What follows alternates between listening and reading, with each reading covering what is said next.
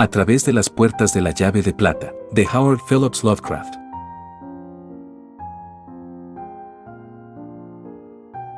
En una inmensa sala de paredes ornadas con tapices de extrañas figuras y suelo cubierto con alfombras de boucara de extraordinaria manufactura e increíble antigüedad, se hallaban 4 hombres sentados en torno a una mesa atestada de documentos. En los rincones de unos trípodes de hierro forjado que un negro de avanzadísima edad y oscura librea alimentaba de cuando en cuando, emanaban los hipnóticos perfumes del olíbano, mientras en un nicho profundo, a uno de los lados, latía acompasado un extraño reloj en forma de ataúd, cuya esfera estaba adornada de enigmáticos jeroglíficos, y cuyas 4 manecillas no giraban de acuerdo con ningún sistema cronológico de este planeta. Era una estancia turbadora y extraña, pero muy en consonancia con las actividades que se desarrollaban en ella. Porque allí, en la residencia de Nueva Orleans del místico, matemático y orientalista más grande de este continente, se estaba ventilando el reparto de la herencia de un sabio, místico, escritor y soñador no menos eminente, que 4 años antes había desaparecido de este mundo. Randolph Carter, que durante toda su vida había tratado de sustraerse al tedio y a las limitaciones de la realidad ordinaria evocando paisajes de ensueño y fabulosos accesos a otras dimensiones, desapareció del mundo de los hombres el 7 de octubre de 1928, a la edad de 54 años. Su carrera había sido extraña y solitaria, y había quienes suponían, por sus extravagantes novelas, que habían debido sucederle cosas aún más extrañas que las que se conocían de él. Su asociación con Hurley Warren, el místico de Carolina del Sur cuyos estudios sobre la primitiva lengua nacal de los sacerdotes himalayos tan atroces consecuencias tuvieron, fue muy íntima. Efectivamente, Carter había sido quien una noche enloquecedora y terrible, en un antiguo cementerio, vio descender a Warren a la cripta húmeda y salitrosa de la que nunca regresó. Carter vivía en Boston, pero todos sus antepasados procedían de esa región montañosa y agreste que se extiende tras la vetusta ciudad de Arkham, llena de leyendas y brujerías. Y fue allí, entre esos montes antiguos, preñados de misterio, donde, finalmente, había desaparecido él también. Parks, su viejo criado, que murió a principios de 1930, se había referido a cierto cofrecillo de madera extrañamente aromática, cubierto de horribles adornos que había encontrado en el desván, a un pergamino indescifrable y a una llave de plata labrada con raros dibujos que contenía la arqueta. En torno a estos objetos, el propio Carter había mantenido correspondencia con otras personas. Carter, según dijo, le había contado que esta llave provenía de sus antepasados y que le ayudaría a abrir las puertas de su infancia perdida, y de extrañas dimensiones y fantásticas regiones que hasta entonces había visitado solo en sueños vagos, fugaces y evanescentes. Un día, finalmente, Carter había cogido el cofrecillo con su contenido, y se había marchado en su coche para no volver más. Más tarde habían encontrado el coche al borde de una carretera vieja y cubierta de hierba que, a espaldas de la desolada ciudad de Arkham, atraviesa las colinas que habitaron un día los antepasados de Carter, de cuya gran residencia solo queda el sótano ruinoso, abierto de cara al cielo. En un bosquecillo de olmos inmensos había desaparecido en 1781 otro de los Carter, no muy lejos de la casita medio derruida donde la bruja Gory Fowler preparaba sus abominables pociones, tiempo atrás. En 1692, la región había sido colonizada por gentes que huían de la caza de brujas de Salem y aún ahora conserva una fama vagamente siniestra, aunque debida a unos hechos difíciles de determinar. Edmund Carter había logrado huir justo a tiempo del Monte de las Orcas, a donde le querían llevar sus conciudadanos, pero todavía corrían muchos rumores acerca de sus hechizos y brujerías. Y ahora, al parecer, su único descendiente había ido a reunirse con él. En el coche habían encontrado el cofrecillo de horribles relieves y fragante madera, así como el pergamino indescifrable. La llave de plata no estaba. Se supone que Carter se la había llevado consigo. Y no se tenían referencias del caso. La policía de Boston había dicho que las vigas derrumbadas de la vieja morada de los Carter mostraban cierto desorden, y alguien había encontrado un pañuelo en la siniestra ladera rocosa cubierta de árboles que se eleva detrás de las ruinas, no lejos de la terrible caverna llamada de las serpientes. Fue entonces cuando las leyendas que corrían por la región sobre la caverna de las serpientes cobraron renovada vitalidad.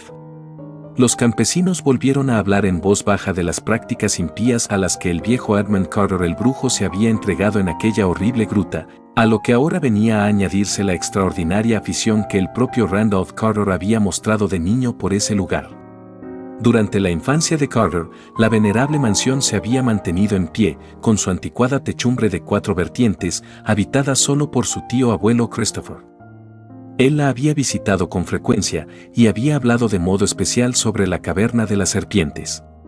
Las gentes recordaban que más de una vez se había referido a una grieta que había en un rincón ignorado de la cueva, y hacían cábala sobre el cambio que había experimentado a raíz de un día que pasó entero dentro de la caverna a los 9 años de edad. Esto había sucedido en octubre, y desde entonces parecía haber adquirido una inusitada facultad de predecir acontecimientos futuros. La noche en que desapareció Carter, había llovido, y nadie pudo encontrar la menor huella de los pasos que dio al bajar del coche. En el interior de la caverna de la serpiente se había formado un barro líquido y viscoso debido a las grandes filtraciones de agua. Solo los rústicos ignorantes murmuraron sobre ciertas huellas que habían creído descubrir en el sitio donde los grandes olmos sobresalían por encima de la carretera y en la siniestra pendiente próxima a la caverna de las serpientes donde había sido encontrado el pañuelo. Pero, ¿quién iba a hacer caso de aquellos rumores, según los cuales esas huellas eran idénticas a las que dejaban las botas de puntera cuadrada que había usado Randolph Carter cuando era niño?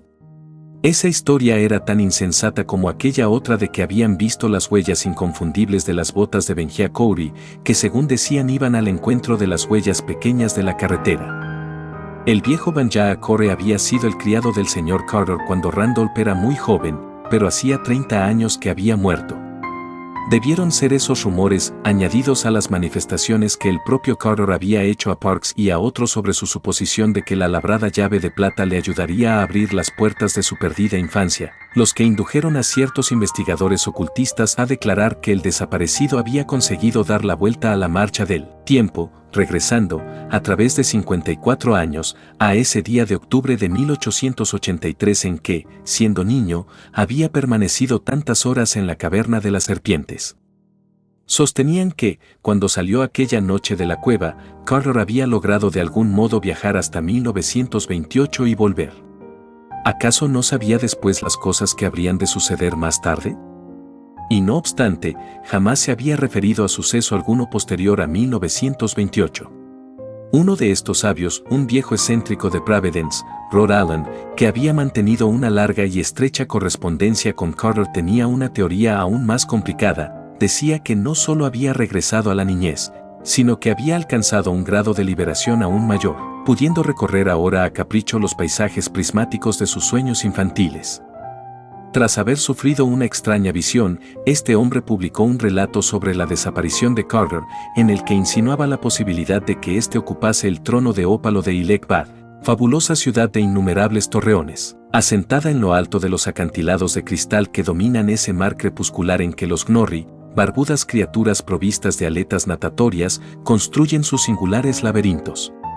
Fue este anciano, Ward Phillips, quien más enérgicamente se opuso al reparto de los bienes de Carter entre sus herederos, todos ellos primos lejanos, alegando que éste aún seguía con vida en otra dimensión del tiempo, y que muy bien podría ser que regresara un día. Contra este argumento se alzó uno de los primos, Honest K. Aspinwall, de Chicago, 10 años mayor que Carter, que era un abogado experto y combativo como un joven cuando se trataba de batallas forenses. Durante 4 años la contienda había sido furiosa, pero la hora del reparto había sonado, y esta inmensa y extraña sala de Nueva Orleans iba a ser el escenario del acuerdo. La casa pertenecía al albacea testamentario de Carter para los asuntos literarios y financieros, el distinguido erudito en misterios y antigüedades orientales, Etienne Laurent de Marigne, de ascendencia criolla. Carter había conocido a de Marigne durante la guerra, cuando ambos servían en la Legión extranjera francesa, y enseguida se sintió atraído por él a causa de la similitud de gustos y pareceres. Cuando, durante un memorable permiso colectivo, el erudito y joven criollo condujo al ávido soñador bostoniano a Bayona, en el sur de Francia, y le enseñó ciertos secretos terribles que ocultaban las tenebrosas criptas inmemoriales excavadas bajo esa ciudad milenaria y henchida de misterios, la amistad entre ambos quedó sellada para siempre. El testamento de Carter nombraba como albacea a Adam O'Reilly, y ahora este estudioso infatigable presidía de mala gana el reparto de la herencia. Era un triste deber para él porque, como le pasaba al viejo excéntrico de Rhode Island, tampoco él creía que Carter hubiera muerto. Pero, ¿qué peso podían tener los sueños de dos místicos frente a la rígida ciencia mundana?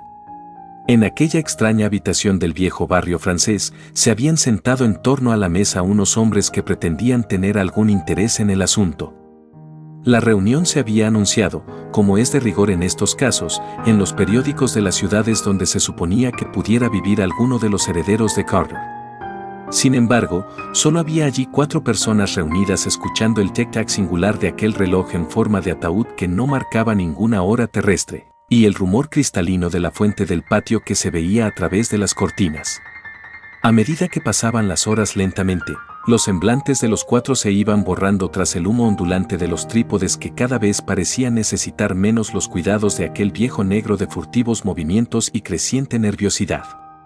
Los presentes eran el propio Etienne de Maringe, hombre enjuto de cuerpo, moreno, elegante, de grandes bigotes y aspecto joven, Aspinwall, representante de los herederos, de cabellos blancos y rostro apoplético, rollizo, y con enormes patillas, Phillips, el místico de Providence, flaco, de pelo gris, nariz larga, cara afeitada y cargado de espaldas. El cuarto era de edad indefinida, delgado, rostro moreno y barbudo, absolutamente impasible, tocado de un turbante que denotaba su elevada casta brahmánica.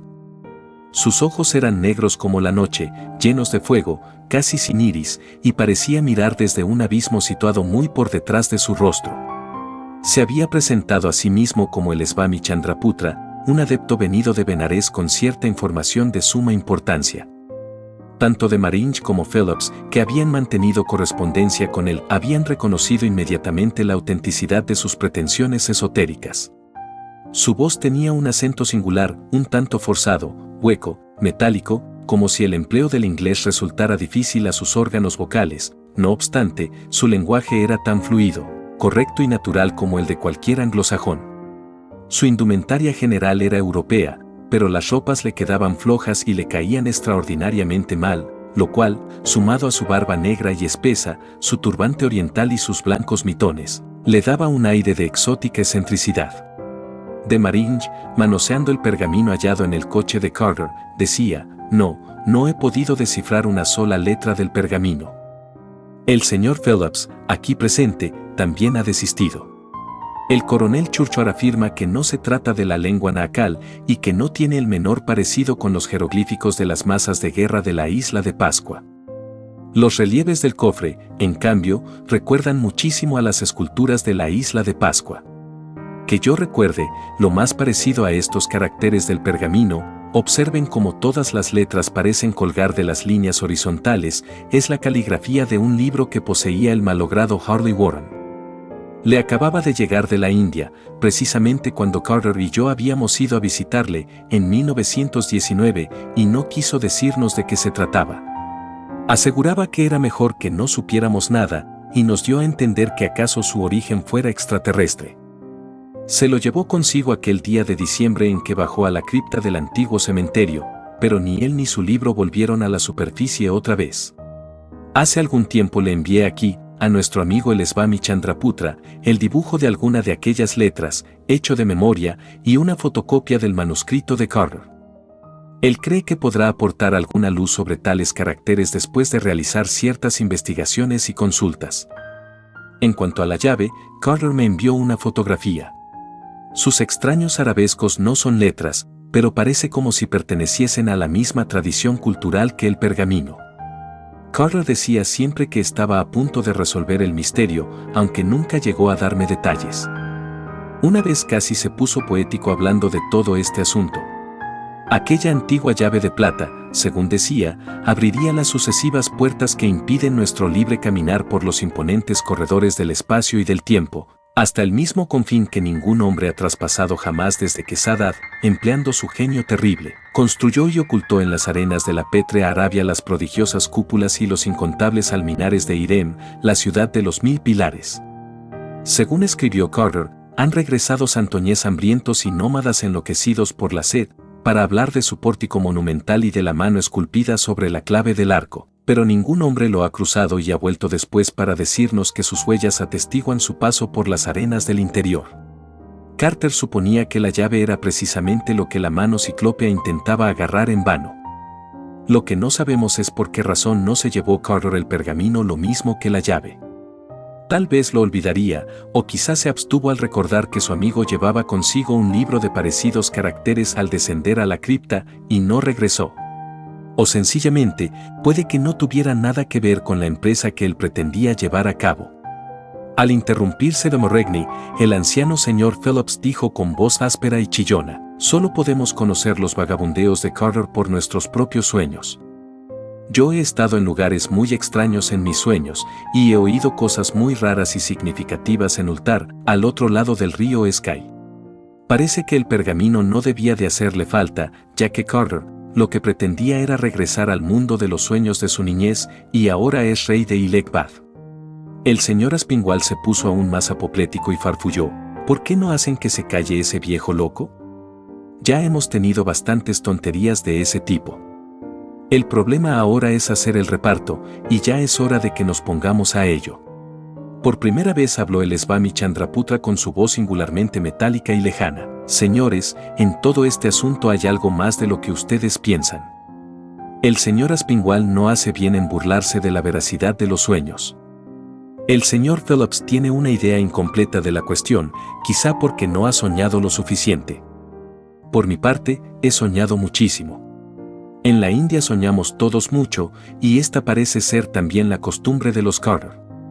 Usted, señor Aspinwall, es primo suyo por parte de madre, y por lo tanto no es Carter. Mis propios sueños, y algunas otras fuentes de información, me han revelado ciertas cosas que todavía siguen oscuras para ustedes.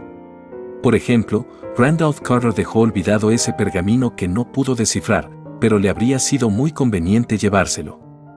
Como ven ustedes, he llegado a enterarme de muchas cosas que le sucedieron a Carter desde que, hace 4 años, en el atardecer del 7 de octubre, abandonó su coche y se fue con la llave de plata».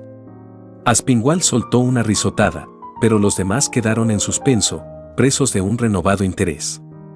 El humo de los trípodes aumentaba, y el tic-tac extravagante de aquel reloj en forma de ataúd pareció convertirse en los puntos y rayas de algún mensaje telegráfico remoto y terrible, procedente de los espacios exteriores. El hindú se echó hacia atrás, cerró los ojos casi por completo y siguió hablando en su tono ligeramente forzado, aunque con fluidez. Y a medida que hablaba, fue tomando forma ante su auditorio el cuadro de lo que había sucedido a Randolph Carter. Las colinas que se extienden más allá de la ciudad de Arkham están impregnadas de extraña magia por algo, quizá, que el viejo hechicero Edmund Carter invocaría de las estrellas, o que haría emerger de las más profundas criptas de la tierra, cuando se refugió en aquellos parajes al huir de Salem en 1692. Tan pronto como Randolph Carter volvió a las colinas, comprendió que se encontraba cerca de las puertas que solo unos pocos hombres temerarios y execrados han logrado abrir a través de las titánicas murallas que separan el mundo y lo absoluto. Presentía que aquí y ahora podría poner en práctica con éxito el mensaje, descifrado meses antes, que se ocultaba en los arabescos de aquella enmohecida e increíblemente antigua llave de plata. Ahora sabía cómo hacerla girar y cómo alzarla bajo los rayos del sol poniente, y qué fórmulas ceremoniales debían entonarse en el vacío al dar la 9ª y última vuelta. En un lugar tan próximo al vértice transdimensional y a la puerta mística, era imposible que la llave fallara en la misión para la que había sido creada. Era seguro que Carter descansaría aquella noche de su perdida niñez, por la que nunca había dejado de suspirar. Salió del coche con la llave en el bolsillo, y caminó cuesta arriba por la serpeante carretera, adentrándose en el corazón de aquella comarca embrujada y sombría.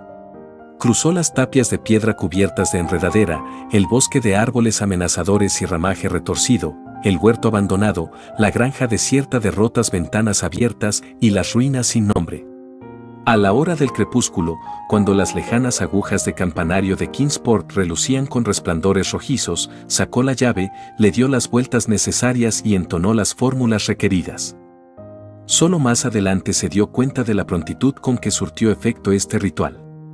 Luego, en la creciente oscuridad del crepúsculo, oyó una voz del pasado, la del viejo Benjia Cowrie, el criado de su tío abuelo.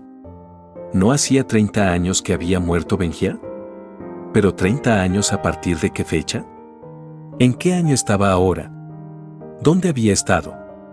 ¿Qué tenía de raro que Benjía le estuviera llamando hoy, 7 de octubre de 1833?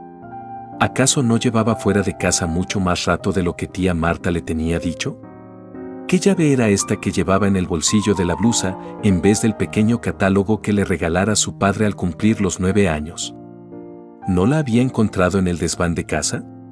Atravesaría el pórtico que sus ojos perspicaces habían descubierto entre las rocas desgarradas del fondo de aquella cueva interior que se abría tras la caverna de las serpientes. Todo el mundo relacionaba ese lugar con Edmund Carter el hechicero. La gente no quería pasar por allí, nadie más que él había descubierto la grieta de la roca, ni se había escurrido por ella hasta la gran cámara interior donde se encontraba el portón. ¿Qué manos habrían tallado la roca viva formando como un pórtico de templo? Quizá las del viejo Edmond, el hechicero, o acaso las de otros seres invocados por él y que actuaban bajo su mandato. Aquella noche, el pequeño Randolph cenó con tío Chris y tía Marta en el viejo caserón del enorme tejado. A la mañana siguiente se levantó temprano, cruzó el huerto de manzanos y se internó por la arboleda de arriba, donde estaba oculta la caverna de las serpientes, tenebrosa y amenazante, entre grotescos e hinchados robles. Sentía en su interior una insospechada ansiedad, y ni siquiera se dio cuenta de que se le había caído el pañuelo, al registrarse el bolsillo para ver si traía la llave. Se deslizó a través del negro orificio con intrépida seguridad, alumbrándose el camino con las cerillas que había cogido del cuarto de estar. Un momento después, se había colado a través de la grieta de la roca y se hallaba en la inmensa gruta interior, cuya rocosa pared final recordaba la forma de un pórtico labrado intencionadamente en la piedra. Allí permaneció en pie, ante la pared húmeda y goteante, silencioso, aterrado, encendiendo cerilla tras cerilla mientras la contemplaba. ¿Aquella prominencia que emergía de la clave del arco sería acaso la gigantesca mano esculpida? Entonces sacó la llave, hizo ciertos movimientos y entonó determinados cánticos cuyo origen recordaba confusamente. ¿Habría olvidado algo? Él solo sabía que deseaba cruzar la barrera que le separaba de las regiones ilimitadas de sus sueños, de los abismos donde todas las dimensiones se disuelven en lo absoluto. Resulta difícil explicar con palabras lo que sucedió entonces. Fue una sucesión de paradojas, de contradicciones, de anomalías que no tienen cabida en la vida vigil, pero que llenan nuestros sueños más fantásticos, donde se aceptan como cosa corriente, hasta que regresamos a nuestro mundo objetivo, estrecho, rígido, encorsetado por los principios de una lógica tridimensional. Al proseguir su relato, el hindú tuvo que evitar muchos escollos para no dar la impresión de delirios triviales y pueriles, en vez de transmitir la experiencia de un hombre trasladado a su niñez a través de los años. El señor Aspinwall, disgustado, dio un bufido y dejó prácticamente de escuchar. El ritual de la llave de plata, tal como lo había llevado a cabo Randolph Carter en aquella cueva tenebrosa y oculta en el interior de otra cueva, tuvo un resultado inmediato. Desde el primer movimiento, desde la primera sílaba que había pronunciado, sintió el aura de una extraña y pavorosa mutación. Su percepción del espacio y del tiempo experimentó un trastorno profundísimo y perdió las nociones que conocemos nosotros como movimiento y duración. Imperceptiblemente, conceptos tales como el de edad o el de localización espacial dejaron de tener significado alguno. El día anterior, Randolph Carter había saltado milagrosamente un abismo de años. Ahora no había ya diferencia alguna entre niño y hombre. Solo existía la entidad Randolph Carter, dotada de cierta cantidad de imágenes que habían perdido ya toda conexión con las escenas terrestres y las circunstancias con que habían sido adquiridas. Poco antes estaba en el interior de una caverna, en cuya pared del fondo parecían destacarse vagamente los trazos de un arco monstruoso y de una mano gigantesca esculpida. Ahora no había ya ni caverna ni ausencia de caverna, ni paredes ni ausencia de paredes. Había un fluir de sensaciones no tanto visuales como cerebrales, en medio de las cuales la entidad que era Randolph Carter captaba y archivaba todo lo que su espíritu percibía, aún sin tener clara conciencia de cómo tales impresiones llegaban hasta él. Cuando hubo concluido el ritual, Carter se dio cuenta de que no se hallaba en ninguna región descrita por los geógrafos de la Tierra, ni en época alguna cuya fecha pudieran determinar los historiadores. Sin embargo, lo que estaba sucediendo le era en cierto modo familiar. En los misteriosos fragmentos pnacóticos figuraban alusiones a procesos análogos y, una vez descifrados los símbolos grabados en la llave de plata, todo un capítulo del Necronomicon, obra del árabe loco Abdul al-Azred, había adquirido significado. Acababa de abrir una puerta. No se trataba de la última puerta, desde luego, sino de la que daba acceso, desde el tiempo terrenal, a aquella extensión de la tierra situada fuera del tiempo, en la que, a su vez, se halla la última puerta. Esta comunica con los pavorosos misterios del vacío final que se extiende más allá de todos los mundos, de todos los universos y de toda la materia. Ante ella habría un guía verdaderamente terrible, un guía que había morado en la Tierra hace millones de años, cuando la existencia del hombre ni siquiera podía imaginarse, cuando formas ya olvidadas pululaban por el planeta cubierto todavía de vapores, construyendo extrañas ciudades entre cuyas ruinas retosaron más tarde los primeros mamíferos. Carter recordaba la manera vaga con que el abominable Necronomicon describía a este guía, y hay quienes se han atrevido a asomarse al otro lado del velo, y a aceptarle a él como guía, había escrito el árabe loco, más habrían dado muestras de mayor prudencia no aceptando trato alguno con él, porque está en el libro de Todd cuán terrible es el precio de una simple mirada. Y aquellos que entraren no podrán volver jamás, porque en los espacios infinitos que trascienden nuestro mundo existen formas tenebrosas que atrapan y envuelven. La entidad que fluctúa en la noche, y la malignidad capaz de desafiar al signo arquetípico, y la horda que vigila el portal secreto de cada tumba y medra con lo que se forma en los moradores de esta. Todos estos horrores son inferiores al del que guarda el umbral, al de ese que guiará al temerario, más allá de todos los mundos, hasta el abismo de los devoradores innominados. Porque él es, Yamara-Tiewel, el más antiguo, nombre que el escriba traduce por el de la vida prolongada. En medio del caos, sus recuerdos y su imaginación presentaron ante él confusas imágenes de perfiles inciertos, pero Carter sabía que no tenían consistencia, puesto que solo eran proyecciones de su propia mente. Pero también se daba cuenta de que esas imágenes no habían aparecido en su conciencia por azar, sino más bien a causa de la realidad inmensa, inefable y sin dimensiones que le rodeaba, la cual se esforzaba por expresarse en los únicos símbolos que él podía comprender. Ningún espíritu de la Tierra es capaz de captar directamente, sino solo por símbolos, las formas indecibles que se entrelazan en los tortuosos abismos exteriores al tiempo y a las dimensiones que conocemos. Delante de Carter se desplegó una vaporosa formación de siluetas y de escenas confusas que le sugirieron de algún modo las eras primordiales de la Tierra, sepultadas en un pasado de millones y millones de años. Monstruosas formas de vida se movían con lentitud a través de escenarios fantásticos como jamás han aparecido ni en los más delirantes sueños del hombre, en medio de vegetaciones increíbles, de acantilados, de montañas y de edificios distintos en todo a los que el hombre construye. Había ciudades bajo el mar, y estaban habitadas, y había torres que se alzaban en los desiertos, y de ellas despegaban globos y cilindros, y también criaturas aladas, y regresaban a ellas después de cruzar los espacios. Carter veía todo esto, aunque las imágenes no guardaban clara relación entre sí, ni tampoco con él. Y él mismo no poseía forma ni posición estables, sino solo vagas intuiciones de forma y posición proporcionadas por su imaginación en continuo movimiento. Carter habría deseado encontrar regiones encantadas de sus sueños infantiles, donde las galeras navegaban curso arriba por el río Oukranos y cruzaban las doradas agujas de Tran, donde las caravanas de elefantes vagaban por las junglas perfumadas de Cle, más allá de los palacios olvidados de columnas de marfil que duermen intactos y fascinantes bajo la luna. Pero, intoxicado por visiones más vastas y profundas, apenas si sabía ahora lo que buscaba. En su mente despertaron pensamientos de infinito y blasfemo atrevimiento, y comprendió que se enfrentaría al temible guía sin temor y que le preguntaría cosas monstruosas y terribles. De pronto, el cambiante cortejo de impresiones pareció fijarse.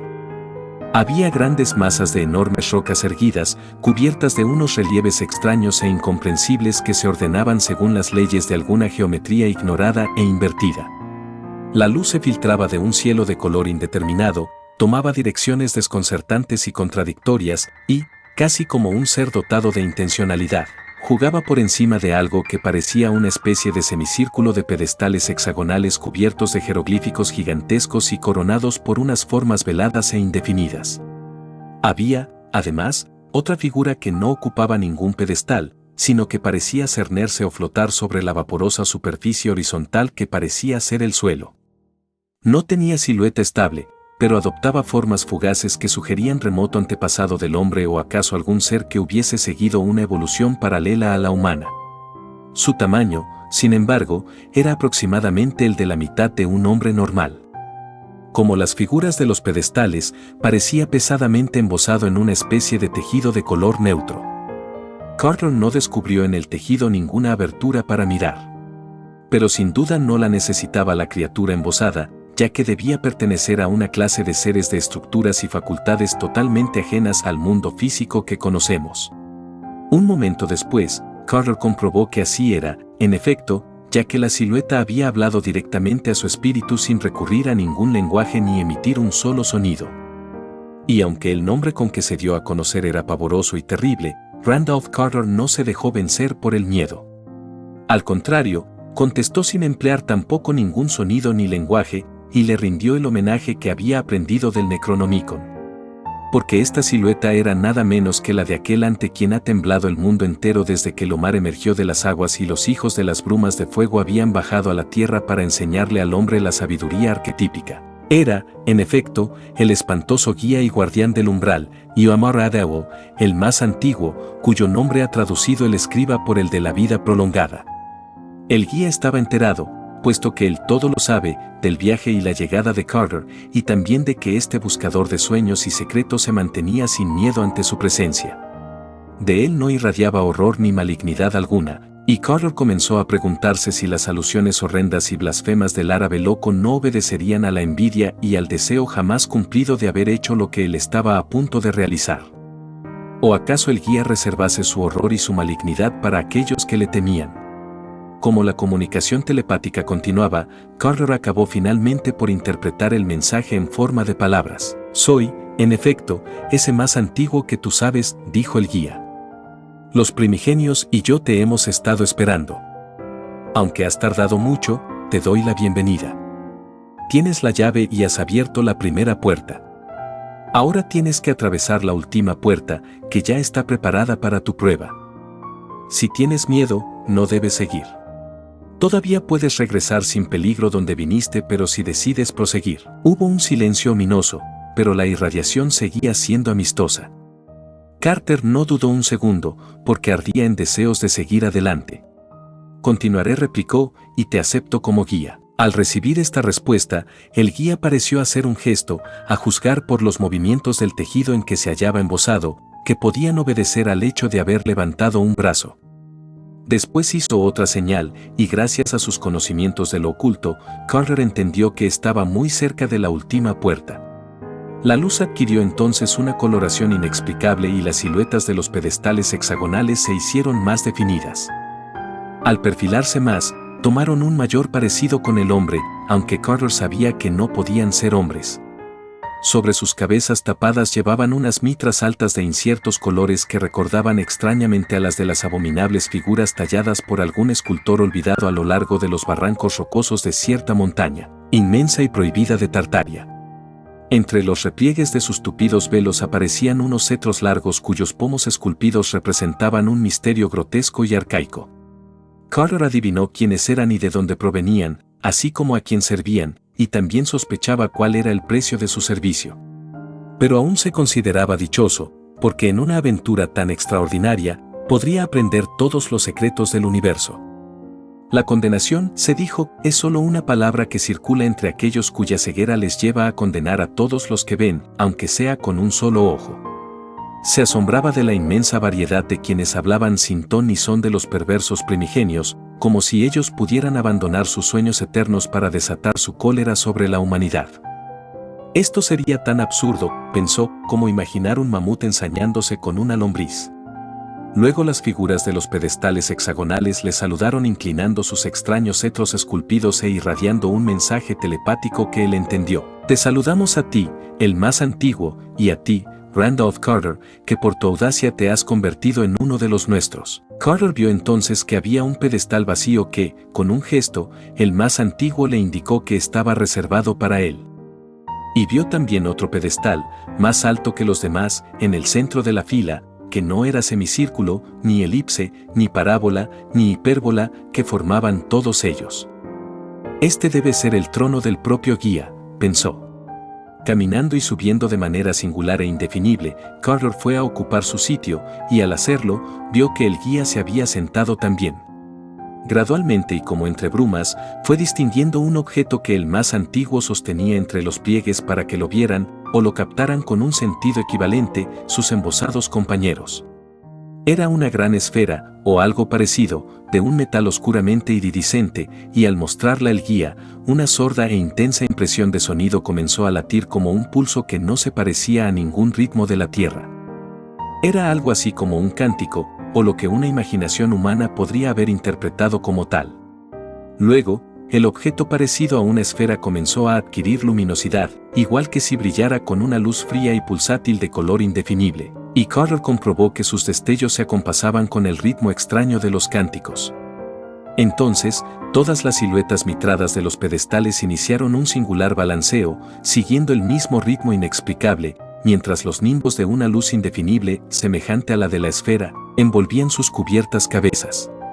El hindú interrumpió su relato y miró con curiosidad el reloj de forma de ataúd, con su esfera cubierta de jeroglíficos y sus 4 manecillas, cuyo tic-tac desconcertante seguía un ritmo ajeno a la tierra. A usted, señor de Maringe, dijo súbitamente a su sabio anfitrión, no es preciso hablarle del ritmo particularmente extraño que seguían las embosadas siluetas de los pedestales hexagonales con sus cánticos y balanceos. Además de Carter, es usted el único en América que ha sentido alguna premonición de la dimensión exterior. Supongo que este reloj se lo enviaría el yogui de quien solía hablar el pobre Harvey Warren, el vidente que decía haber sido el único que había estado en Llano, escondido reducto de la antiquísima Len, llevándose ciertas cosas de aquella ciudad pavorosa y prohibida. Me pregunto qué objetos delicados conocerá usted de allá. Si mis sueños y lecturas no me engañan, esa ciudad fue construida por quienes conocían bastante bien la primera entrada. Pero seguiré mi relato.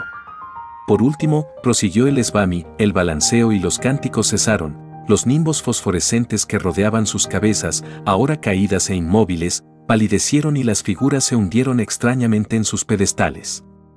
La esfera, no obstante, continuó palpitando con inexplicable luz. Carter comprendió que los primigenios dormían de nuevo como cuando los viera por primera vez, y se preguntó de qué sueños cósmicos les habría sacado su llegada. Lentamente, fue abriéndose camino en su espíritu el auténtico sentido de esos cánticos extraños, había sido un ritual de iniciación, y el más antiguo había cantado para inducir en sus compañeros una nueva categoría de sueño cuyos ensueños permitieran abrir la última puerta para pasar la cual la llave de plata servía de pasaporte. Y comprendió que en lo más hondo de ese sueño profundo, los primigenios contemplaban las insondables inmensidades de las infinitas dimensiones exteriores y que así cumplían lo que su presencia les había exigido. El guía no compartía este sueño, sino que parecía seguir dándoles instrucciones mediante una irradiación sutil y sin palabras. Sin duda les imponía las imágenes de aquello que quería que soñaran sus compañeros, y Carter comprendió que cuando cada primigenio soñase el sueño ordenado, nacería el germen de una manifestación visible para sus ojos terrestres. Cuando los sueños de todas las siluetas se fundieran en una unidad, surgiría esta manifestación, y todo lo que él desease se materializaría mediante concentración. Él había visto cosas parecidas en la Tierra, en la India, donde la voluntad de un círculo de adeptos, combinada y proyectada, puede hacer que un pensamiento tome sustancia tangible, y en la arcaica Atlanat, de la que muy pocos se atreven a hablar. Carter no sabía a ciencia cierta en qué consistía la última puerta, ni cómo debía atravesarla, pero se sintió invadido por un sentimiento de tensa expectación. Tenía conciencia de poseer alguna clase de corporeidad y de llevar la llave fatal en la mano. Las masas descollantes de roca que se alzaban frente a él parecían como una muralla informe, hacia el centro de la cual se sentían sus ojos irresistiblemente atraídos. Y entonces, de súbito, sintió que la irradiación mental del más antiguo había dejado de fluir. Por primera vez se dio cuenta de lo absurdo y terrible que puede ser el silencio mental y físico. Durante las primeras fases de su aventura percibía aún cierto ritmo, que acaso no fuera sino el latido lejano y secreto de la extensión tridimensional de la Tierra. Pero, ahora, la quietud del abismo parecía haberlo inmovilizado todo. A pesar de su conciencia de poseer un cuerpo físico, no consiguió oír su propia respiración. El resplandor de la esfera de Umra-at-Tabil se había quedado inmóvil y petrificado. Un halo imponente, más resplandeciente aún que los nimbos que rodearon las cabezas de las siluetas, brillaba aterradoramente en torno al cráneo amortajado del espantoso guía. Un vértigo infinito invadió a Carter, cuyo sentimiento de orientación había desaparecido por completo. Las luces extrañas parecían poseer la calidad de la más impenetrable negrura acumulada sobre las mismas tinieblas. En torno a los primigenios, tan solitarios sobre sus tronos hexagonales, reinaba una atmósfera de la más pasmosa lejanía. Luego se sintió arrebatado hacia unas profundidades inconmensurables, notando sobre su rostro los efluvios de un cálido perfume. Era como si flotara en un mar tórrido y rojizo, un mar de vino embriagador cuyas olas espumosas rompieran contra unas costas de bronce incandescente. Un gran temor le invadió al vislumbrar aquella vasta extensión marina cuyo oleaje rompía en costas lejanas. Pero el tiempo del silencio había terminado, las olas le hablaban con un lenguaje sin sonidos ni palabras articuladas. El hombre que conoce la verdad está más allá del bien y del mal, entonaba una voz que no era voz. El hombre que conoce la verdad ha comprendido la identidad de lo uno y el todo.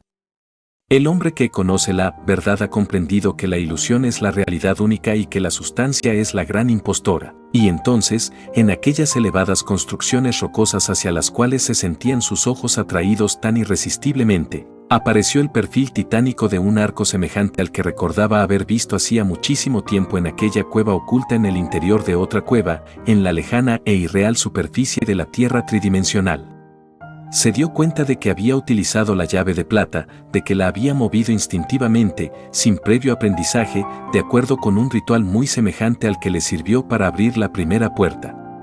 Ahora comprendió que aquel mar rosado y embriagador que lamía sus mejillas no era sino la masa impenetrable de la sólida muralla, que se disolvía ante su conjuro y ante el vórtice en que se habían concentrado los pensamientos de los primigenios.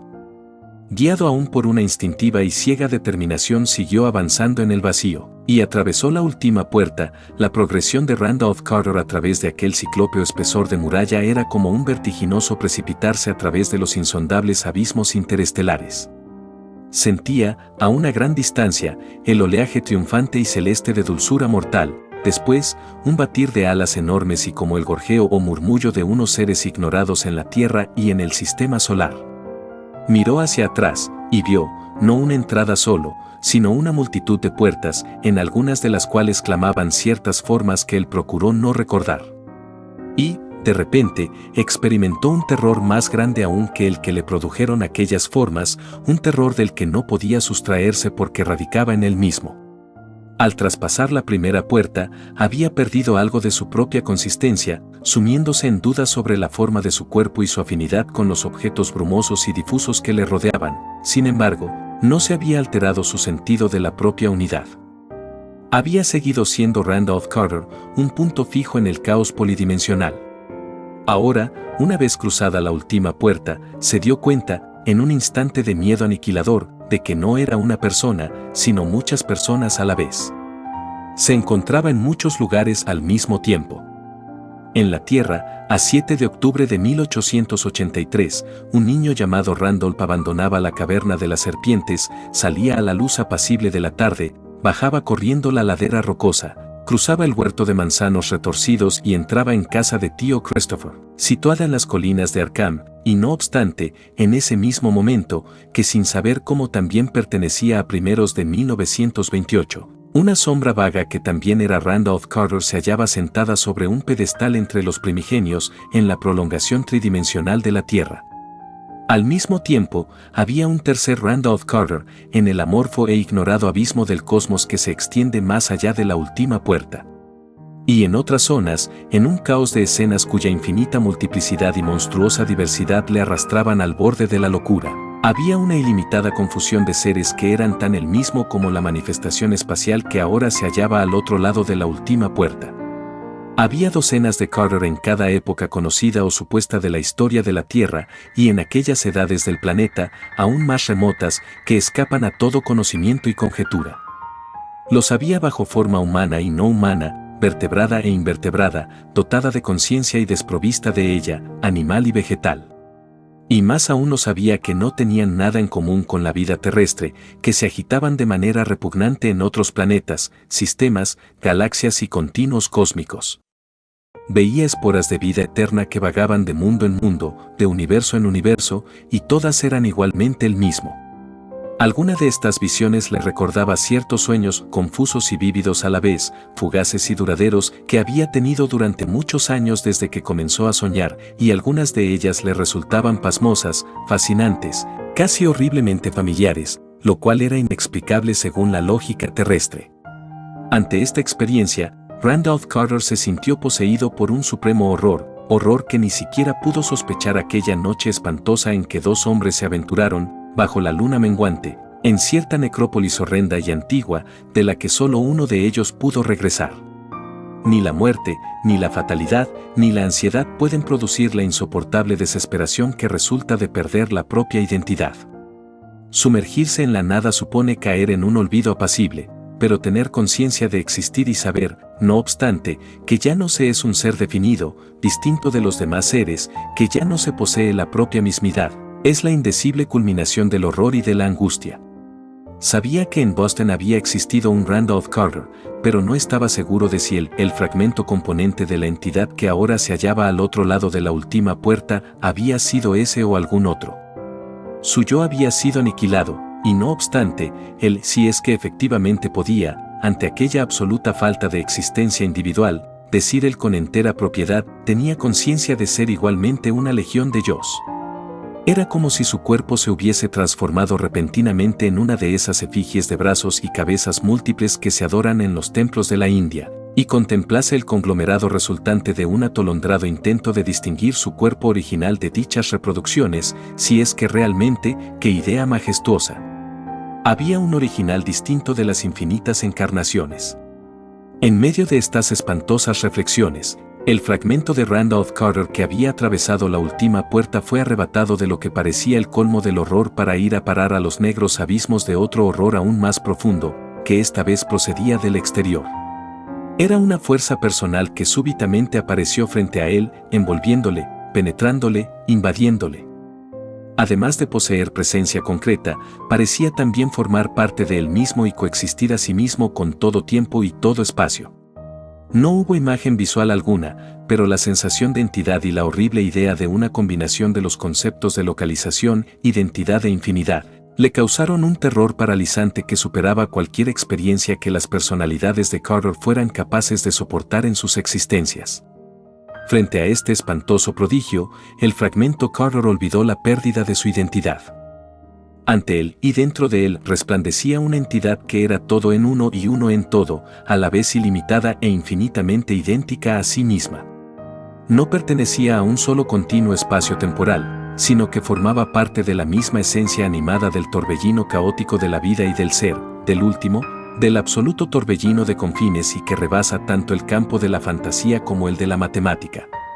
Era, seguramente, aquel a quien en algunos cultos secretos de la tierra daban el nombre de Yog-Sothoth, y entre otros adoraban con nombres distintos, aquel a quien los crustáceos de Yugot llaman el del más allá, prosternándose ante él, y los seres vaporosos de la nebulosa espiral representan con un signo intraducible. Pero, en un instante de clarividencia, el fragmento Carter comprendió cuán triviales y fraccionarias son todas estas concepciones.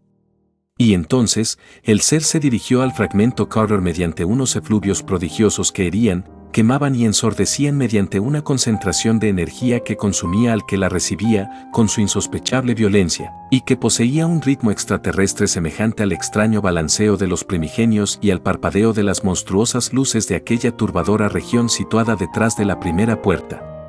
Era como si los soles y los mundos y los universos se hubieran concentrado en un punto cuya verdadera posición espacial se hubieran propuesto aniquilar con un impacto de irresistible furia. Pero, en medio de un terror inmenso, se atenúan otros terrores menores. Pareció como si aquellas oleadas aislasen de alguna manera al Carter que estaba más allá de la puerta última de toda la infinita multiplicidad de los demás Carter, lo cual le restituyó, por así decir, cierto sentimiento de identidad. Pronto fue capaz de empezar a traducir aquellos efluvios en formas lingüísticas por él conocidas y disminuyeron sus sensaciones de horror y opresión.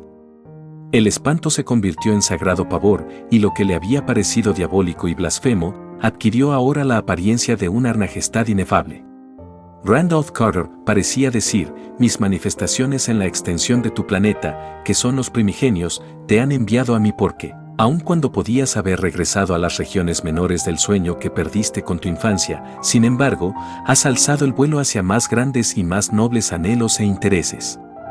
Deseabas navegar por el Oukranos, buscar las olvidadas ciudades de marfil de Cled, el país de las orquídeas, y ocupar el trono de ópalo de Ilek-Bad, cuyas torres fabulosas e innumerables cúpulas se elevan poderosas hacia una única estrella roja que brilla en un firmamento extraño a tu tierra y a toda la materia.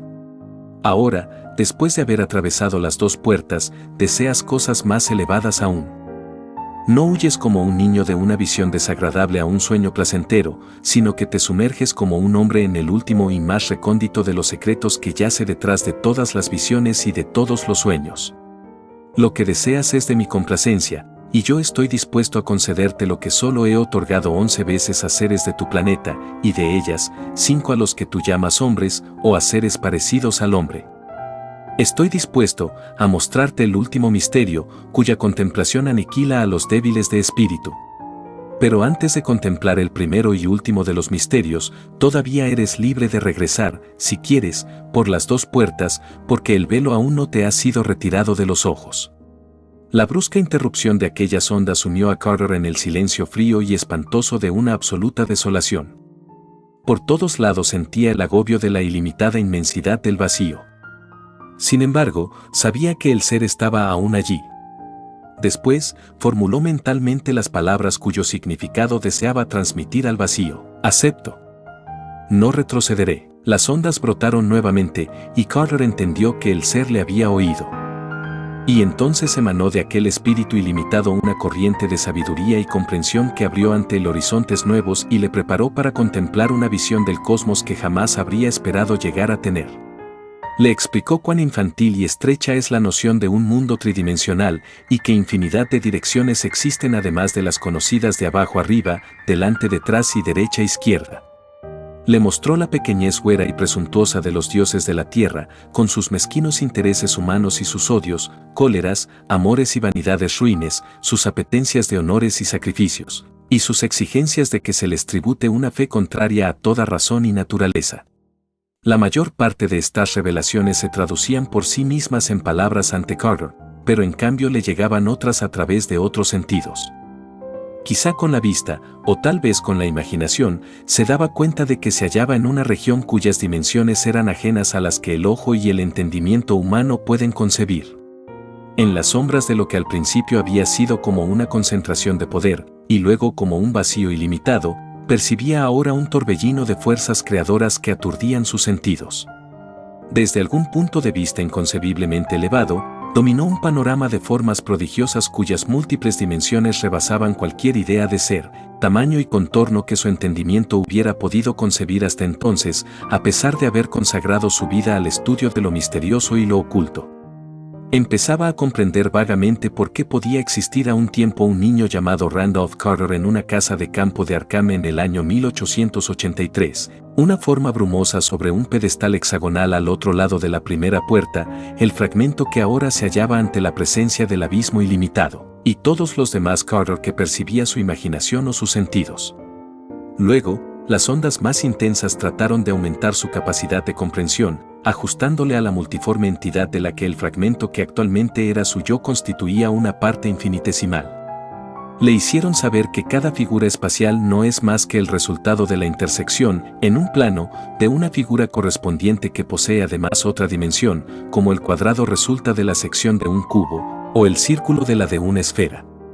El cubo y la esfera, con sus 3 dimensiones, corresponden a su vez a la sección de otras figuras de 4 dimensiones que los hombres conocen solo por sueños y conjeturas, y estas a su vez, son sección de otras figuras de 5 dimensiones y así sucesivamente hasta remontarse a la inalcanzable infinitud arquetípica.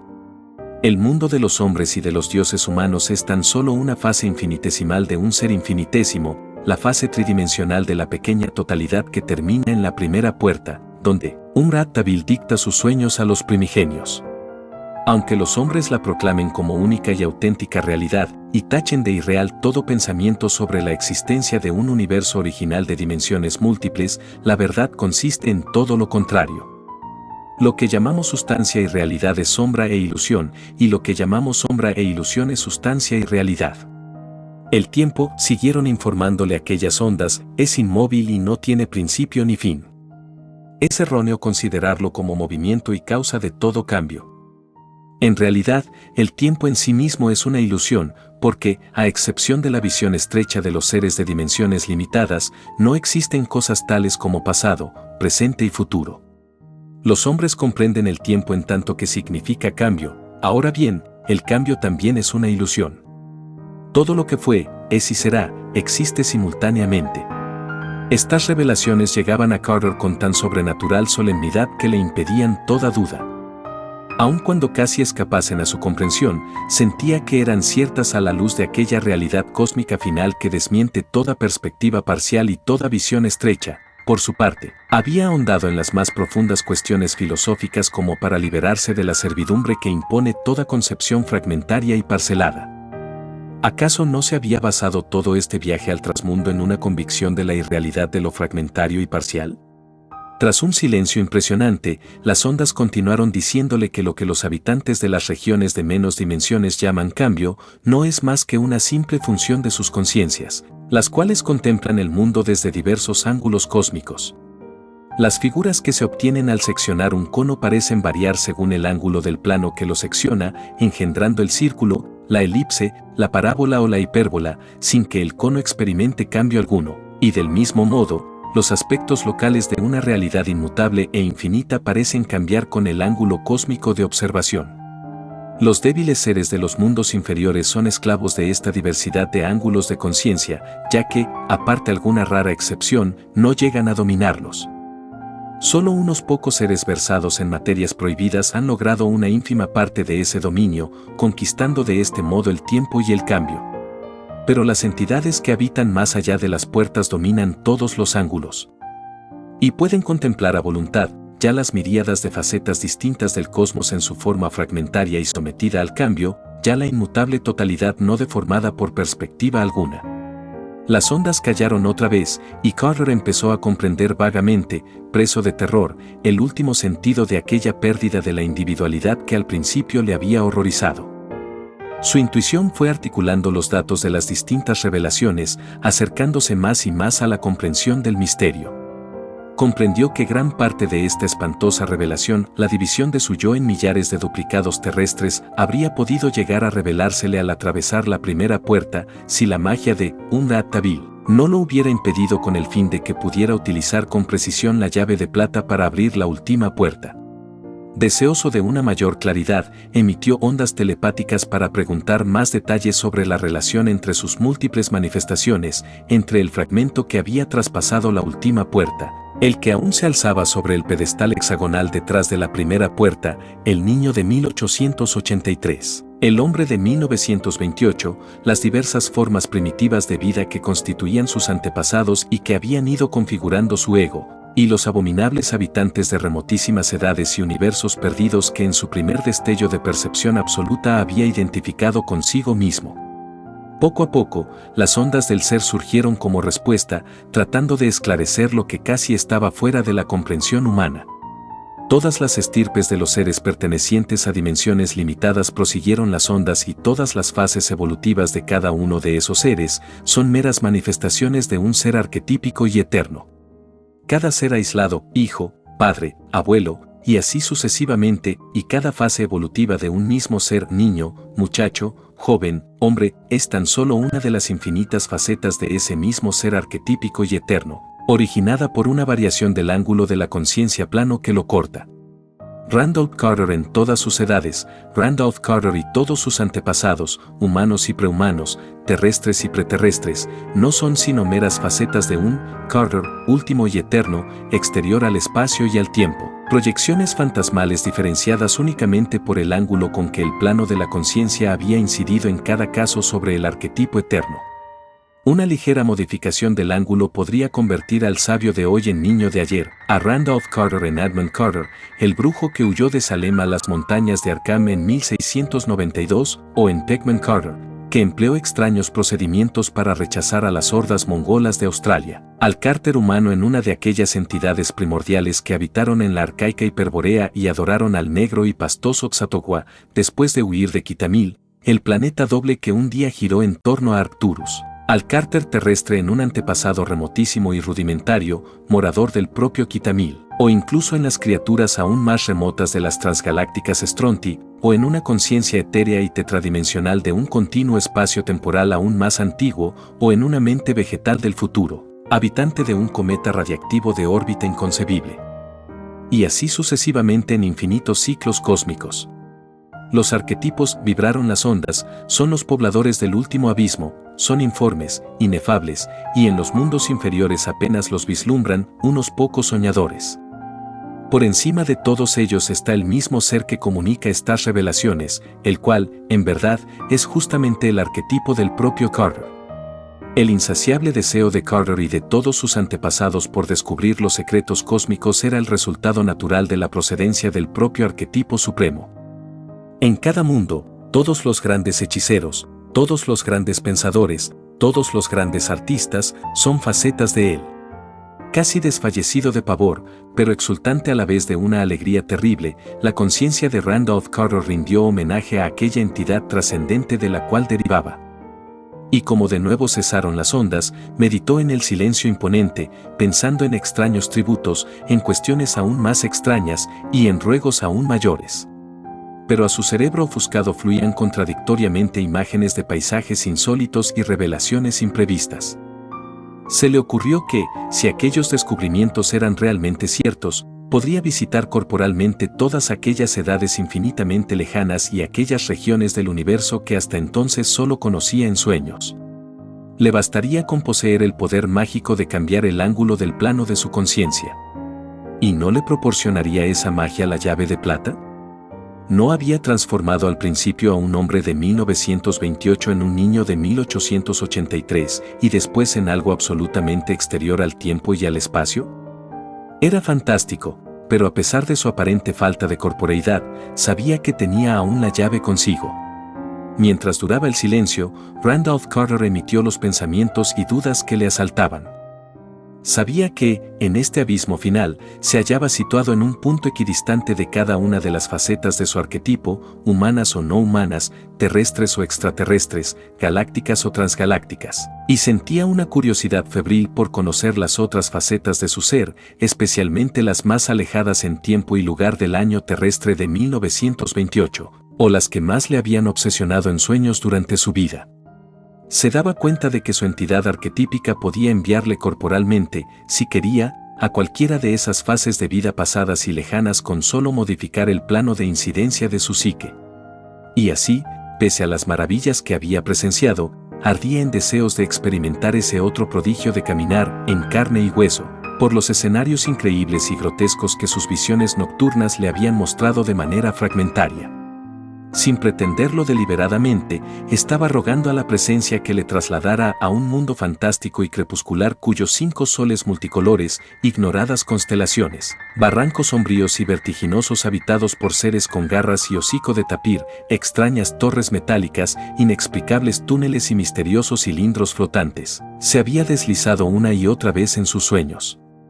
Presentía vagamente que aquel mundo era el que sin duda estaría más en contacto con los demás universos y anhelaba explorar a fondo los paisajes que tan solo había vislumbrado, y navegar por los espacios hacia aquellos mundos aún más remotos con los que traficaban los habitantes de zarpas y hocico de tapir. No había tiempo para el temor. Como en todas las crisis de su insólita vida, una aguda curiosidad cósmica se imponía por encima de toda otra consideración. Cuando las ondas reanudaron sus espantosas vibraciones, Carter entendió que su terrible petición había sido escuchada. El ser le habló de los tenebrosos abismos que tendría que atravesar, de la desconocida estrella quíntuple de cierta galaxia insospechada en torno a la cual gira ese mundo extraño, y de los horribles moradores de madrigueras contra los que perpetuamente lucha la raza de garras y hocico. Le habló también de cómo el ángulo del plano de su conciencia y la relación existente entre este ángulo y las coordenadas espacio-temporales del mundo deseado debían inclinarse simultáneamente con el fin de hacer retornar a ese mundo aquella faceta de Carter que ya había habitado allí.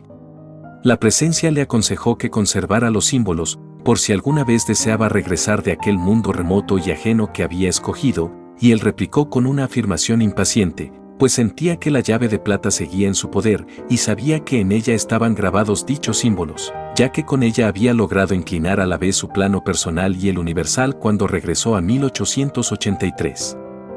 Y entonces el ser, comprendiendo su impaciencia, le hizo saber que estaba dispuesto a llevar a cabo la monstruosa transposición. Las ondas cesaron bruscamente y sobrevino un instante de tensa quietud, de espantosa e inenarrable expectación. Luego, sin previo aviso, percibió un zumbido y un batir de tambores que fueron en aumento hasta convertirse en un tronar aterrador. Una vez más se sintió Carter en el punto focal de una intensa concentración de energía que le abrazaba, que le destrozaba, que le desintegraba con aquel ritmo insoportable del espacio exterior que ya iba conociendo. Y sin embargo, no sabía exactamente si tal energía era el fuego irresistible de una estrella fulgurante o el frío petrificador del abismo final.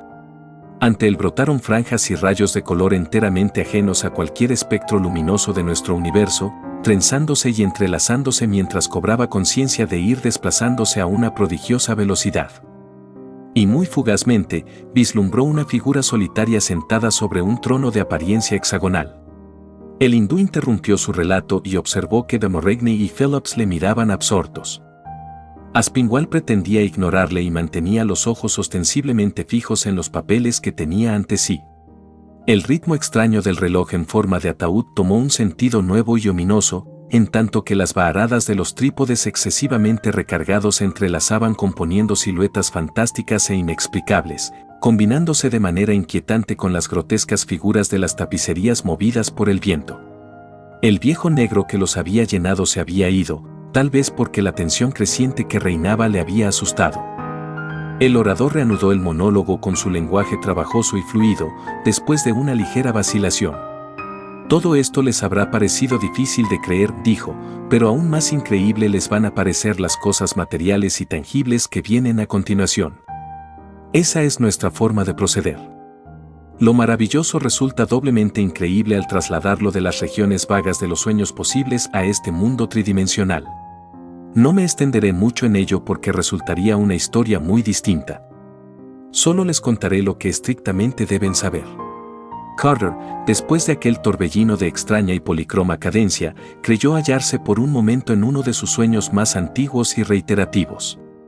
Como tantas veces en sus vagabundeos oníricos, se encontraba ahora entre multitudes de seres con zarpas y hocico, y caminaba por las calles de un laberinto metálico inexplicablemente construido, bajo los fulgores de una luz solar de variados colores, y al mirar hacia abajo, vio que su cuerpo era como el de los demás, rugoso, parcialmente cubierto de escamas y articulado de manera singular, muy semejante al de un insecto, aunque recordaba rudimentariamente la forma humana.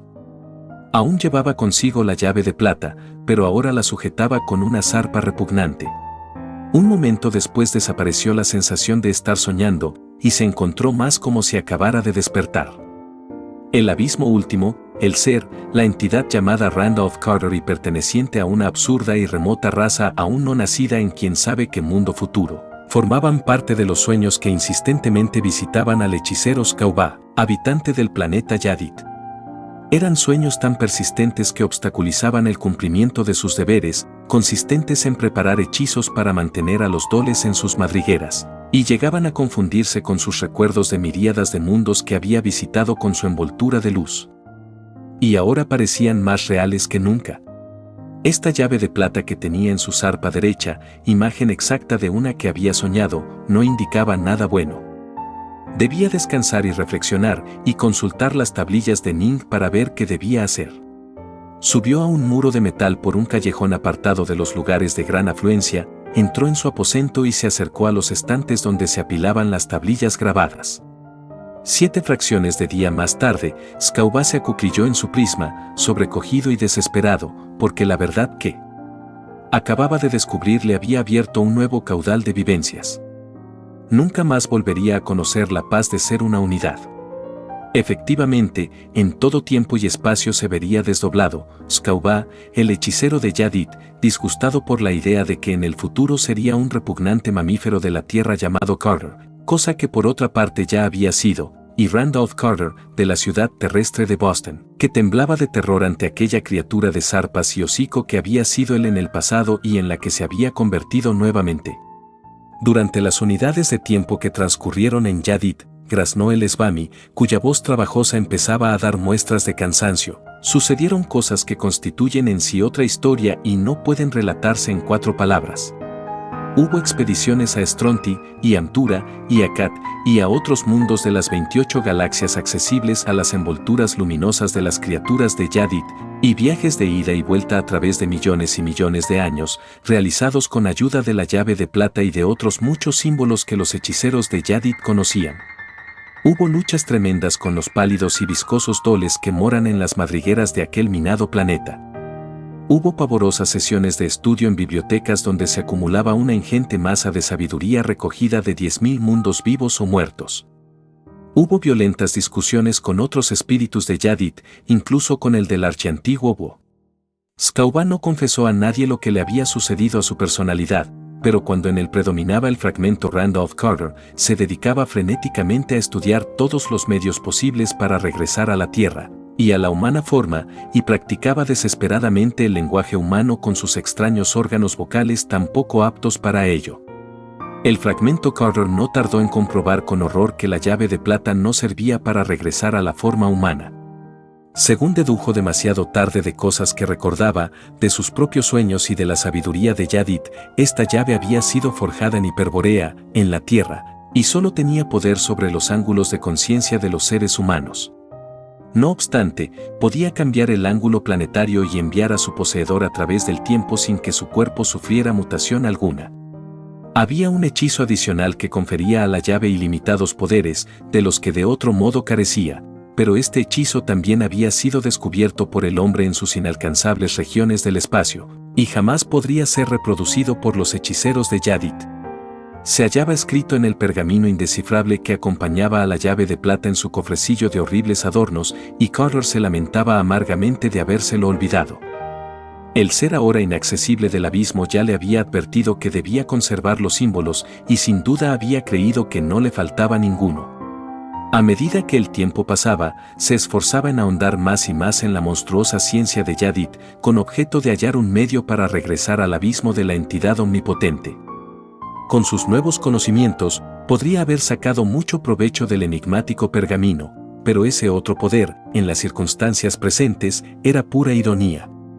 Había ocasiones, sin embargo, en que predominaba la faceta Skauba, y entonces se esforzaba por borrar los turbadores recuerdos de Carter que tanto le angustiaban.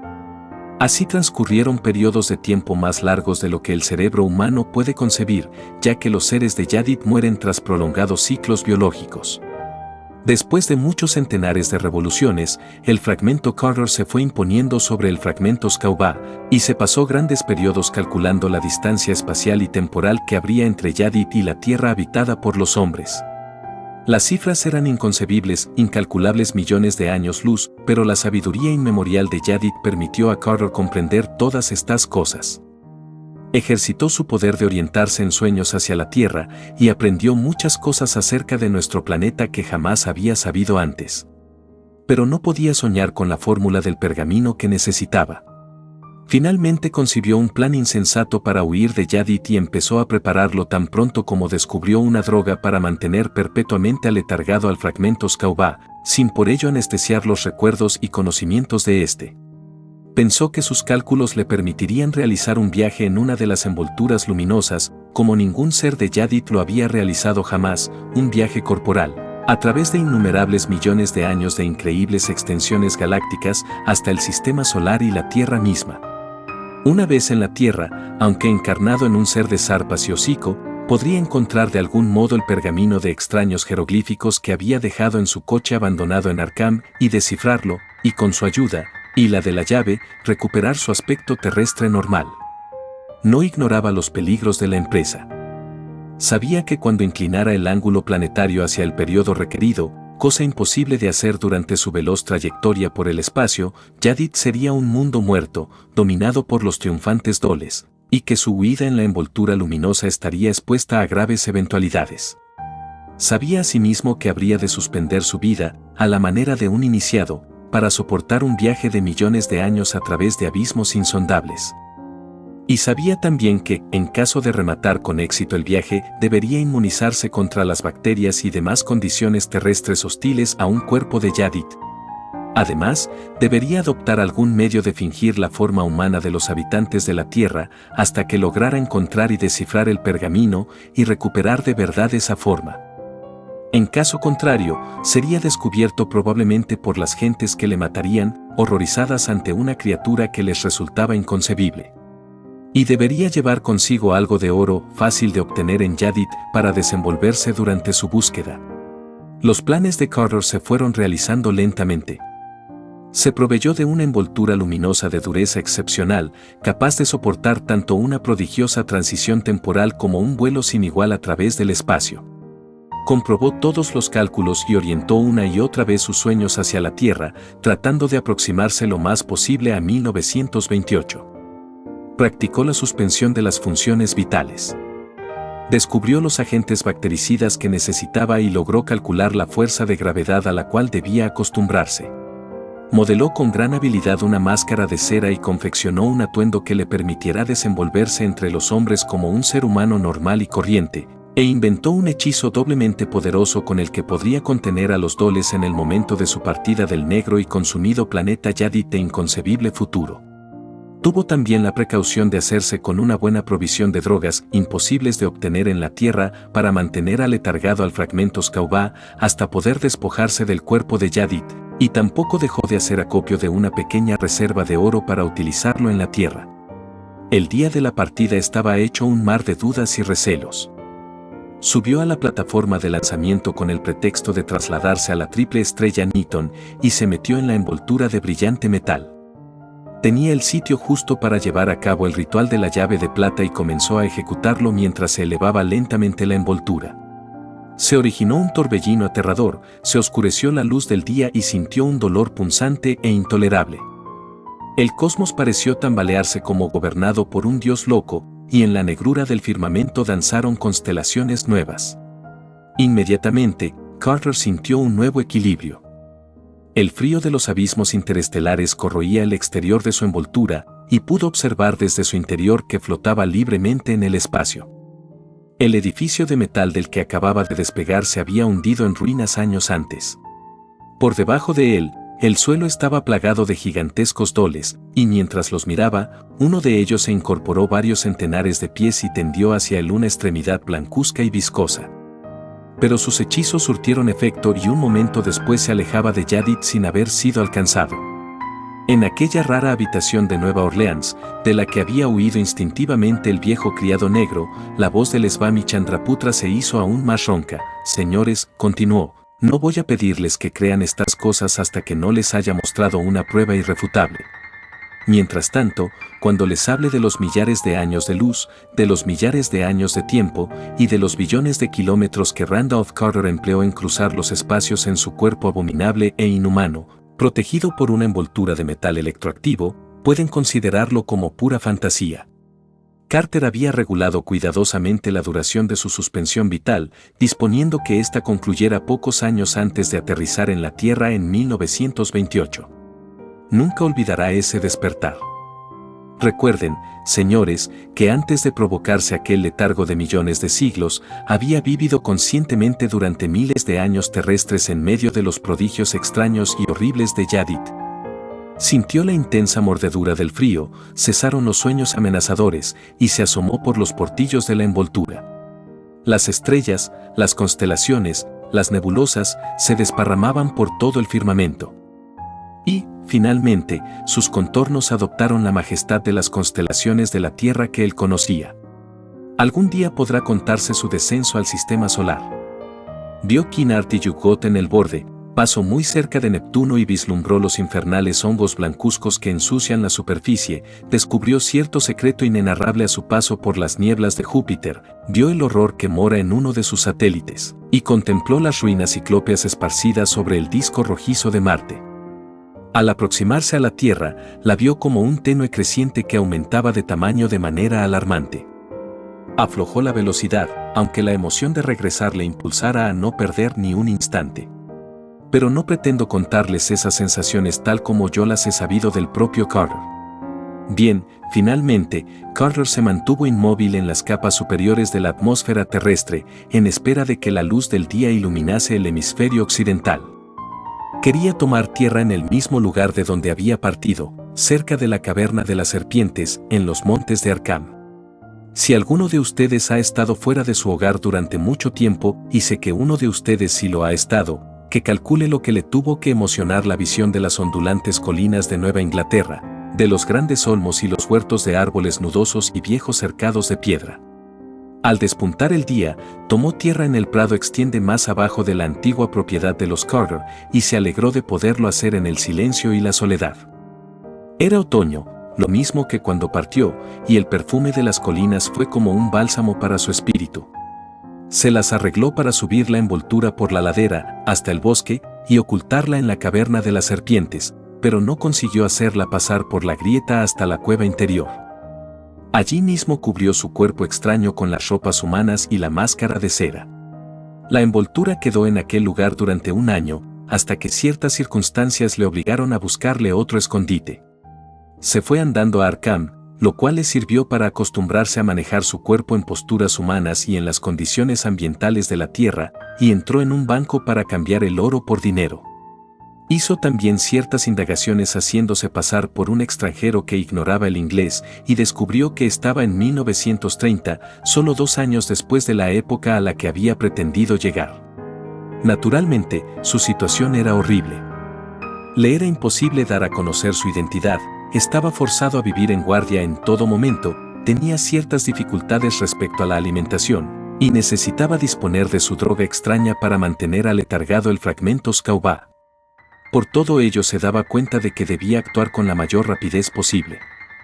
Marchó a Boston y tomó una habitación en el ruinoso barrio de West End, donde pudo vivir sin grandes gastos y en el más oscuro anonimato, y comenzó inmediatamente a hacer indagaciones sobre los bienes y efectos de Randolph Carter.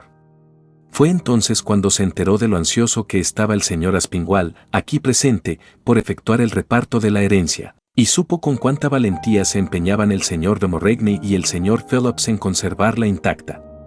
El hindú hizo una reverencia, pero su rostro barbudo, atezado e impasible no manifestó expresión alguna. Por medios indirectos, prosiguió, Carter consiguió al fin una copia del pergamino perdido y comenzó el penoso trabajo de descifrarlo. Celebro poder decir que he tenido la satisfacción de ayudarle en este trabajo, porque efectivamente, recurrió muy pronto a mí, y por mediación mía entró en contacto con otros místicos repartidos por el mundo. Me fui a vivir con él a Boston, en un pésimo tugurio de Chambers Street. En cuanto al pergamino, me complazco en poder sacar de dudas al señor de Maringe. Permítame que le diga que la lengua en que están escritos estos jeroglíficos no es nacal, sino errelieyana, idioma que fue traído a la tierra hace innumerables eras geológicas por los descendientes de Cthulhu. Naturalmente, se trata de la traducción de un original hiperbóreo, millones de años más antiguo, escrito en la primordial lengua Tzatyo. Hizo falta más tiempo para traducirlo de lo que Carter había calculado, pero en ningún momento se dio por vencido. A principios de este año hizo grandes progresos gracias a un libro que le trajeron del Nepal, y no cabe duda de que lo logrará antes que pase mucho tiempo. Desgraciadamente, sin embargo, ha surgido una dificultad. Se le ha terminado la droga que mantiene aletargado al fragmento Scaubá. Pero esta calamidad no es tan grande como él temía. La personalidad de Carter domina cada vez más en ese cuerpo, y cuando Scaubá logra alcanzar cierta preponderancia, cosa que sucede durante periodos cada vez más breves y solo cuando experimenta alguna inusitada excitación, se suele quedar demasiado confundido para contrarrestar el trabajo de Carter. No puede encontrar la envoltura de metal, que podría llevarle de regreso a Yadid. Una vez estuvo a punto de encontrarla, pero Carter, aprovechando que el fragmento Skauba había vuelto a sumirse en su letargo, la escondió en otro lugar. El único daño que ha hecho Skauba ha sido asustar a unas cuantas personas y dar origen a ciertos rumores terroríficos que han circulado entre los polacos y los lituanos del barrio de West End, de Boston. Hasta el momento, no ha llegado a estropear del todo el cuidadoso disfraz preparado por el fragmento Carter, aunque a veces lo arroja de tal manera que ha tenido que recomponerlo por algunos sitios. Yo he visto lo que hay debajo de ese disfraz, y no resulta agradable de ver. Hace un mes, Carter leyó el anuncio de esta reunión y comprendió que debía actuar rápidamente para salvar sus bienes. No podía esperar a terminar de descifrar el pergamino y recobrar su forma humana. Por esta razón, me ha enviado, para que yo actúe en su nombre. Señores, yo les aseguro formalmente que Randolph Carter no ha muerto, que se halla temporalmente en una situación excepcional, pero que dentro de 2 o 3 meses a lo sumo podrá presentarse en su verdadera forma y exigir la restitución de sus bienes.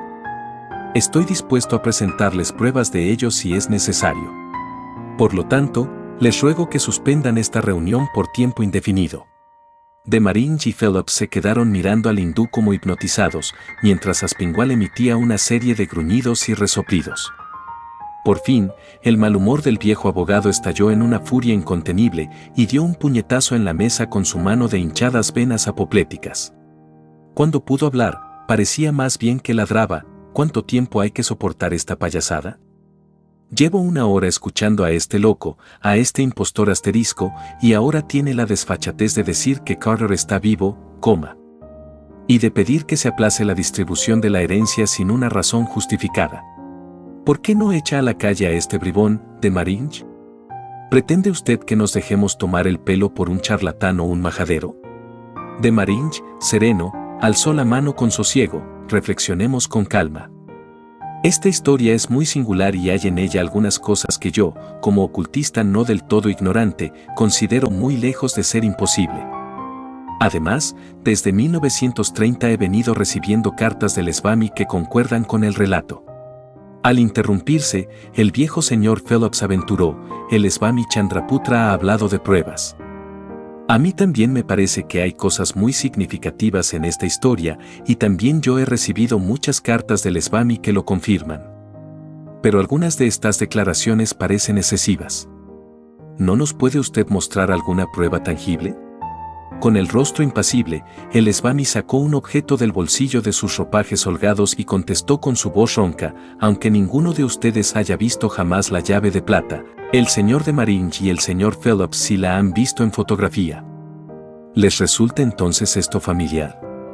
Nerviosamente, colocó sobre la mesa, con su enorme mano enfundada en blancos mitones, una pesada llave de plata enmohecida, de unos 12 o 13 centímetros de largo, de una artesanía exótica y absolutamente desconocida, y cubierta de punta a punta por jeroglíficos sumamente extraños. Demarinch y Phillips dejaron escapar una exclamación. Aquí Aspinwall hace un juego de palabras entre faqih, impostor y fakir, como religioso mendicante hindú, N del T. Eso es, exclamó Demarinch. La fotografía no miente. No puede haber error. Pero Aspinwall ya había soltado su respuesta, locos. ¿Qué prueba eso? Si esa es la llave que realmente perteneció a mi primo, este extranjero, este condenado negro, tendrá que explicarnos cómo ha venido a parar a sus manos. Randolph Carter desapareció con esa llave hace 4 años. ¿Cómo sabemos que no se la robó y le asesinó después? Mi primo estaba medio chiflado y tenía relación con gente más chiflada aún. Vamos a ver, negro, ¿de dónde has sacado esa llave? ¿Has matado a Randolph Carter? El semblante del Swami, normalmente tranquilo, no se inmutó, pero sus hundidos ojos negros llamearon peligrosamente en el fondo de sus órbitas y habló con gran dificultad. Le ruego que se domine, señor Aspinwall. Hay otra clase de prueba que podría enseñarles, pero el efecto que les causaría no sería agradable. Seamos razonables. Aquí tengo algunos papeles que evidentemente han sido escritos en 1930 y con letra inconfundible de Randolph Carter. Sacó con torpeza un gran sobre del interior de sus holgadas vestiduras y se lo tendió al furioso apoderado, mientras Damoregne y Phillips presenciaban la escena hechos un mar de confusiones, y con una incipiente sensación de terror insuperable. La escritura, por supuesto, es casi ilegible, pero recuerde que Randolph Carter no tiene en la actualidad las manos bien adaptadas para la escritura humana. Aspinwall hojeó los papeles, estaba visiblemente perplejo, pero no cambió de actitud. En la estancia reinaba una tensa excitación y un temor apenas reprimido. El ritmo extraño del reloj en forma de ataúd resultaba completamente diabólico para Damorregne y Phelps, pero al abogado no parecía impresionarle en absoluto. Aspinwall habló otra vez: esto parece una falsificación muy bien hecha. Y si no lo es, puede que Randolph Carter se encuentre en poder de algún desaprensivo que lo tenga secuestrado. Solo cabe hacer una cosa: arrestar a este impostor. Desmarais, ¿quiere usted telefonear a la policía? Aguarde todavía, contestó el anfitrión. No considero necesario que intervenga la policía en este caso. Tengo una idea. Señor Aspinwall, este caballero hindú es un ocultista de verdadero talento que afirma estar en íntima comunicación con Randolph Carter. ¿Se quedaría usted satisfecho si contestara a ciertas preguntas cuya respuesta solo podría conocer alguien que estuviera en estrecho contacto con él? Conozco a Carter y puedo hacer preguntas de esta índole. Permítame traer un libro que, según creo, podrá servirnos de prueba. Se dirigió hacia la puerta para ir a la biblioteca, y Phelps, perplejo, le siguió maquinalmente. Aspinwall permaneció en su sitio escrutando con atención al hindú que estaba sentado frente a él, con su rostro impasible. De repente, cuando Chandraputra recogía con torpeza la llave y se la guardaba en el bolsillo, el abogado soltó un grito gutural. ¡Ah, cielos, ya lo entiendo! Este bribón está disfrazado. A mí no me hace creer que es un indio del Asia. Esa cara. No es una cara, es una máscara. La idea me la ha debido dar su historia, pero es verdad. No la mueve por nada, y el turbante y la barba le ocultan los bordes. Este tipo es un vulgar criminal. Ni siquiera es extranjero. Me he venido dando cuenta por su manera de hablar. Y miren esos mitones. Sabe que puede dejar huellas dactilares. Maldita sea, se la voy a arrancar. ¡Alto! La voz ronca y extraña del Svami denotaba un terror ultraterreno. Le he dicho que había otra forma de probarle lo que digo, si era necesario, y le advertí que no me provocara. Este viejo entrometido tiene razón, no soy un indio de verdad. Este rostro es una máscara, pero el que hay debajo no es humano. Ustedes también lo han sospechado, me he dado cuenta hace unos minutos. No resultaría nada agradable que me quitara la máscara. Déjalo estar, Ernest. De todos modos tengo que decírtelo ya, yo soy Randolph Carter. Nadie se movió. Aspinwall soltó un gruñido e hizo un gesto vago. Desmarais y Phelps, desde el otro extremo de la habitación, veían el congestionado rostro del viejo y la espalda de la figura con turbante que se alzaba ante él. En el anormal latido del reloj había algo espantoso, y el humo de los trípodes y las figuras de los tapices parecían moverse al son de una danza macabra. El abogado, fuera de sí, rompió el silencio. No, no eres mi primo, ladrón, no me asustarás. Tus razones tendrás para no querer que te veamos la cara. Seguramente porque sabemos quién eres. Fuera esa máscara. Al abalanzarse contra él, el Svami le agarró la mano con las suyas, enfundadas en los mitones, y emitió un extraño grito, mezcla de dolor y sorpresa. Desmarais quiso interponerse entre los dos, pero se detuvo desconcertado cuando el grito de protesta del falso hindú se transformó en una especie de zumbido o rechinamiento inexplicable. Aspinwall tenía el rostro congestionado y enfurecido, y lanzó su mano libre a la espesa barba de su oponente. Esta vez consiguió cogerla, y de un tirón frenético, desprendió del turbante el rostro de cera, que quedó colgando de la mano del abogado.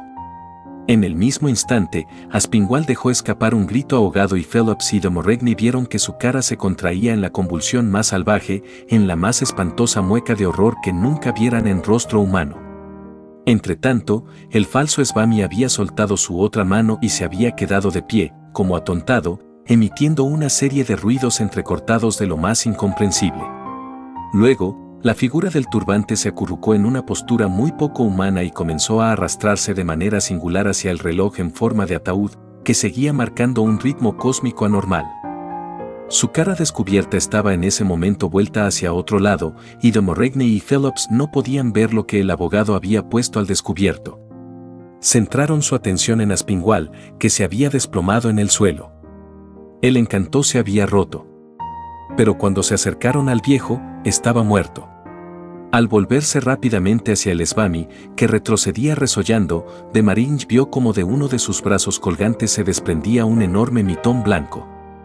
Las varadas del olíbano eran espesas, y todo lo que logró ver de la mano descubierta fue una cosa larga y negra. Antes que el criollo pudiera llegar hasta la figura que retrocedía, el anciano señor Phillips le retuvo por el hombro. «No», susurró.